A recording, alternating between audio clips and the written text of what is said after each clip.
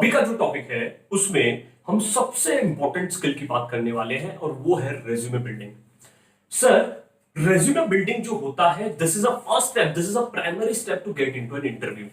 अगर मुझे इंटरव्यू में जाना है तो सबसे पहला इंप्रेशन जो क्रिएट होता है वो है रेज्यूमे की मदद से। अगर तुम्हारा रेज्यूमे सबसे अच्छा रहा तो कोई भी person, any person will say that कि ये पर्सन मुझे चाहिए साहब। अब रेज्यूमे में बना रहा हूं, कौन कौन सी चीजों का ध्यान रखूं, कैसे बनाना है, उस पर गाइडलाइंस देता हूं। सबसे पहले एक चीज मैं सोचता हूं कि अगर इंस्टीट्यूट भी कोई कैंपस लॉन्च करता है, अगर इंस्टीट्यूट का भी कैंपस होता है, तो कैंपस में क्या होता है? कैंपस में कंपनीज को बोला जाता है कि आप स्टूडेंट्स को सिलेक्ट करो। कितने स्टूडेंट्स को आप सिलेक्ट करो? जितने आपको स्टूडेंट्स चाहिए इनटू 10 टाइम्स आप रेज्यूमे बुलाओ। मतलब कि अगर if the company wants 10 candidates to be selected, they will call a resume for 100 people.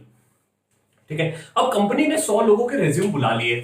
अब कंपनी के पास इतना टाइम नहीं रहता कि they can shortlist each and every resume. वो हर एक रेज्यूमे को नहीं देख सकते अच्छे से।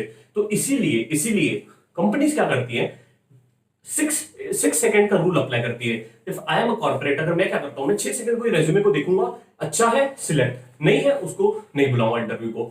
तो फॉर से है ना, तो मेरा प्रोबेबिलिटी ऑफ सिलेक्शन कितना है? मेरा प्रोबेबिलिटी ऑफ सिलेक्शन पहले ही 1/10 हो गया।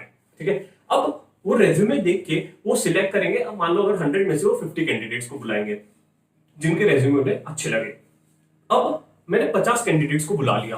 अब उन 50 कैंडिडेट्स का जो फर्स्ट इंप्रेशन है वो है रेज्यूमे, वही तुमको जॉब दिलवाएगा। Because a first impression should be a last impression and the first impression should always be a long lasting impression. ठीक है, अब क्या होता है जब भी इंटरव्यू भी होता है तो any person what they do is कि वो रेज्यूमे सामने रखते हैं और उससे देख के वो क्वेश्चन पूछता है। ठीक है, नेक्स्ट पॉइंट आता है कि मैं अपने सिलेक्शन की प्रोबेबिलिटी कैसे बढ़ाऊं। मुझे अपने आप को सिलेक्ट करवाना है, मुझे अपने आप को इंटरव्यू में ये interview, I want this job any how.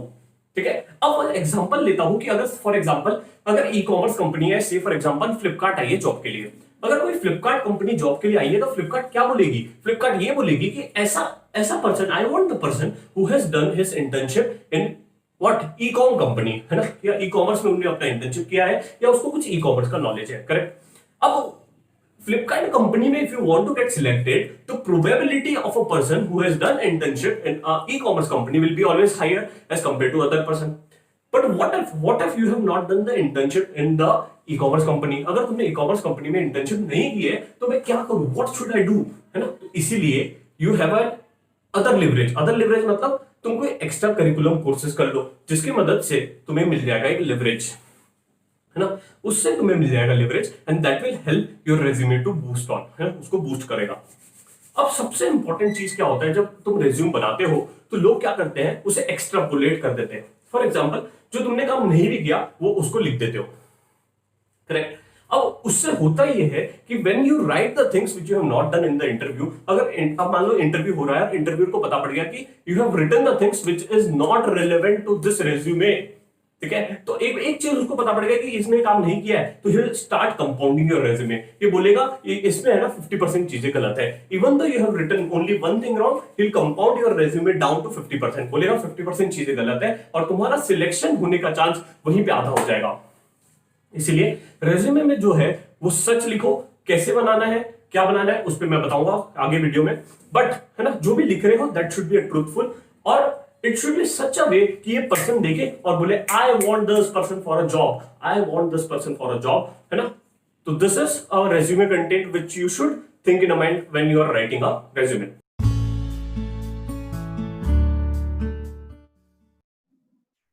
अब हम सबसे important part of the resume पे आते हैं कि हमें रेज्यूम लिखना कैसे है।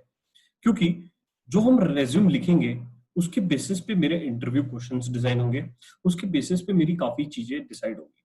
तो सबसे पहले जो हमारा रिसोर्स सेक्शन है, रिसोर्स सेक्शन में तुम लोगों को 20 ऐसे सैंपल रेज्यूमे के फॉर्मेट्स मिल जाएंगे which you can use for building a resume.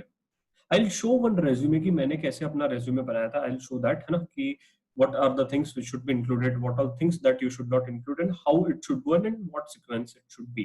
ठीक है, तो सबसे पहले जब हम रेज्यूम बना रहे हैं, रेज्यूम में हमें ऐसा रहना चाहिए कि it should be an eye catching, it should be short, it should be crispy, है ना। तो सामने वाले को देख के लगे कि भाई हाँ, I want this person to be a part of my company. सबसे पहले हम जब रेज्यूम बना रहे हैं, हमें हमारा नाम बताना चाहिए, फिर हमारा डेजिग्नेशन कि हम क्या है, हम चार्टर्ड अकाउंटेंट हैं, यहाँ पे मोबाइल नंबर और ईमेल आईडी।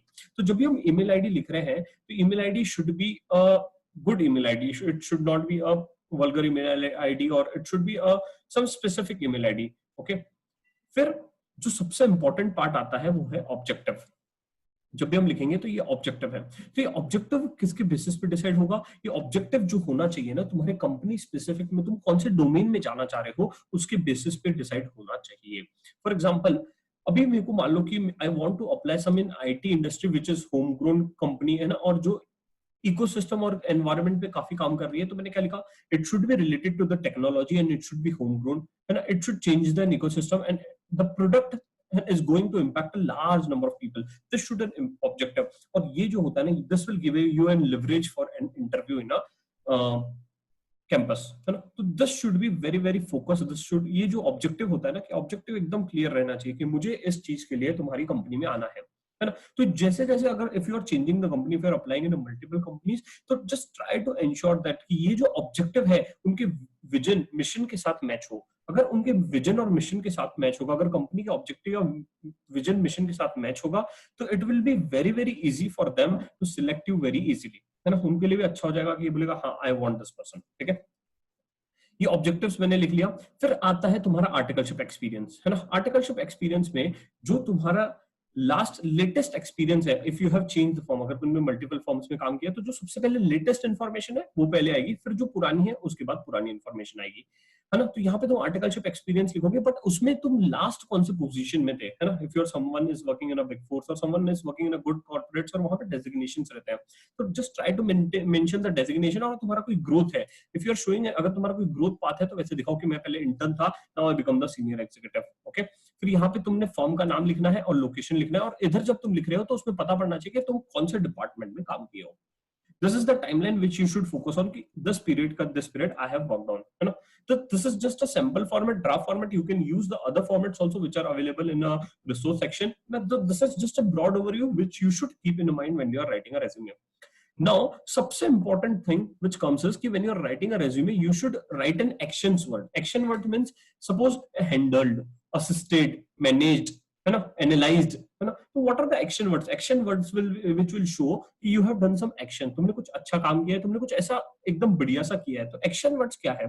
तो action words के लिए हमने एक list of action words निकाले हैं, which all action words which can be included in a resume, है ना। तो these are the one of the best action words which you can use in advised, handled, managed, helped, है ना। तो this is very very good action words जो तुम resume में लगा सकते हो, और ये सब चीजें तुम्हें रिसोर्स सेक्शन में मिल जाएगा, है ना। तो हमेशा एक्शन वर्ड से तुम्हारा सेंटेंस स्टार्ट होना चाहिए कि तुमने ये चीजें स्टार्ट किया है।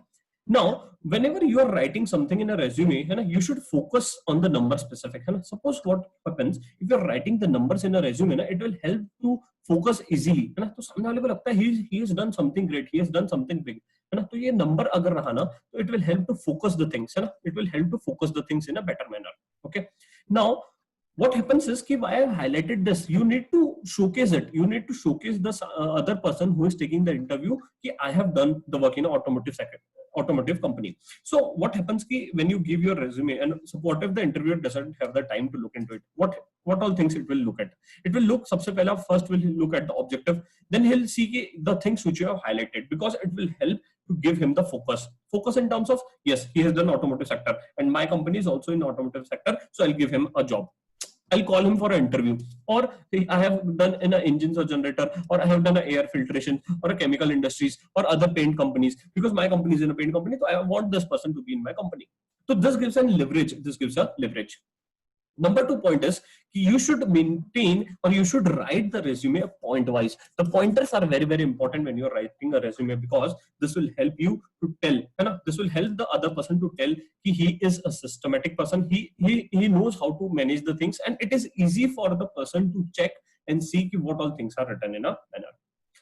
Now your articleship exposure should not be too big, it should be short, precise, consistent, and it should not repeat again and again. Suppose if you have done some work for ABC client and you are repeating the same things for PQR client, it does not make a sense, right? So it should be precise, clear, and it should be like the person should feel this is what I wanted. Now, when you're writing the education qualifications, so it should be in a latest education first. Suppose I have given the CA final, then I give the IPCC, then ICPT, then BCom, है ना?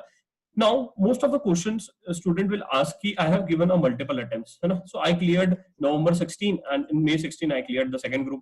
So just mention November 16 and May 16. Okay, November 16 and May 16. If the interviewer asks you why you have written this, so just tell him I cleared my first group in May and second group in November. Okay. Now this is the performance. Performance means you need to write the scores or the percentage marks. Next comes is your exemptions. This is what will play an important role. Like in terms of I secured the exemption in this, I secured the exemption in this, I secured the exemption. So this is the something which you're showing him I am good at this thing. Okay. Next is honors and awards. So what all awards I received, what all good things I have done. This will show this. Next comes is extracurriculum activity. What is extracurriculum activities other than studies? What I'm good at? What are my hobbies? What I'm good at? You don't need to mention your marital status. You don't need to mention your date of birth. Please avoid that. Please avoid the photos in the resume. It should be like what interviewer wants to see at a first view. Interviewer is not interested in your date of birth, is not interested in your marital status. Interviewers just want to know that are you the right person which I should call in my company? Are you the right person? Are you the best fitted person which I wanted in my company? Okay, so this all things you should consider when you're building a resume. So I have attached a multiple formats of resume, so you can use this format, just fill this format. And there are also multiple online sites which are giving a sample resume formats. There are multiple sites which are nowadays helping to build the resume, so you can use that also, but just ensure that it does not showcase you have only used the online data or online format. It should showcase that you have actually put on your efforts to make it, है ना? तो efforts दिखना काफी जरूरी हो जाता है जब तुम resume बना रहे हो, और जो रहता है ना कि it should be precise, है ना? Don't make the interviewer feel that you have included the things which are not required, है ना? प्लीज अवॉइड, और ये भी चीज ध्यान में रखो कि इंटरव्यूअर उसके कंपाउंड ना कर दे, उसे बोल दे कि भैया इसमें 50% चीजें गलत है। अगर ये हो गया ना तो फिर काफी दिक्कत हो जाएगी। और जो तुमने किया है वही लिखो, जो तुमने किया है वही लिखो, बाहर का कुछ जो नहीं किया है अवॉइड दैट। ओके,